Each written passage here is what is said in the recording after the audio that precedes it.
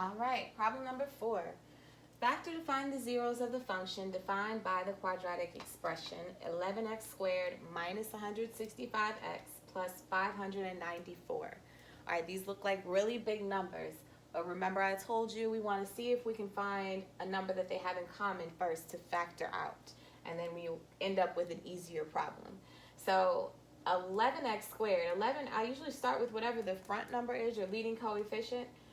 11 doesn't really have too many factors. It's just 1 and 11. So does 11 go into 165 and 594? It does.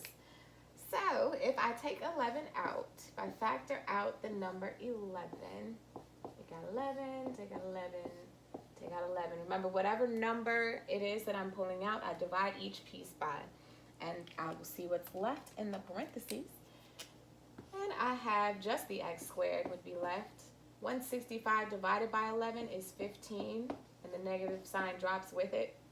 594 divided by 11 is 54.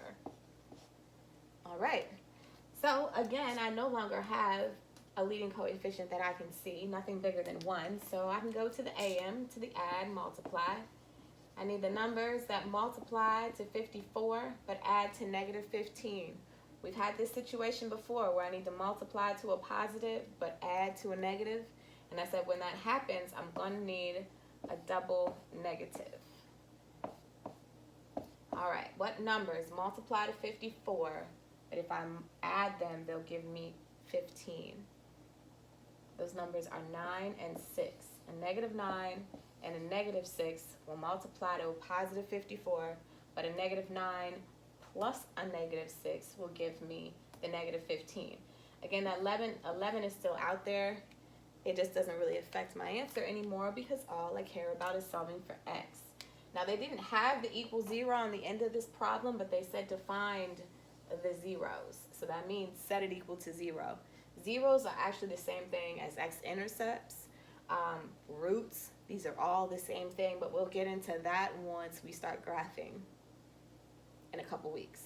But right now, all I care about is solving for x as if the problem was equal to 0.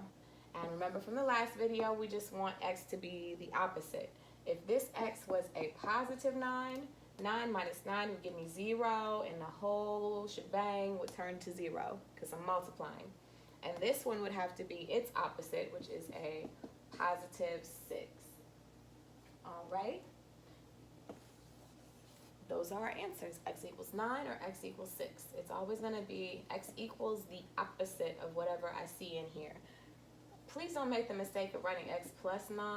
I see that happen a lot. I know you guys are doing this online, so you can't. But once we get back in the classroom, I don't want to see that. It's not x plus 9. It's x equals the positive 9. All right, number 5. What is the value of x when x squared plus 7 equals 43? So the issue here is it doesn't equal 0. I need it to equal 0 in order to solve it. So to make this equal 0, I'm going to subtract 43 from both sides. So if I take away the 43, I take away the 43. I have my x squared, and 7 minus 43 is negative 36. On the right-hand side, I have nothing. All right. So I do not have a middle term. We encountered this yesterday. I said that you could always treat it like there were 0 x's in the middle. You have your x squared, and you can treat it as if there are no x's in the middle, and then my negative 36. And you could do your add multiply thing. But what this was the difference of 2 squares. The difference of 2 squares, meaning that x squared was x times x, and 36 is 6 times 6. And difference means I have subtraction in the middle, right? And so what it turned into, the only way that I could make it add to 0 is if I had the same number, but one was positive and one was negative. So you have an x plus 6, and you have an x minus 6. That is my factored form.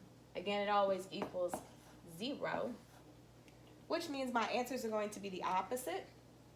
So my answers will be either my x is a negative 6 or my x is a positive 6. Negative 6 or 6.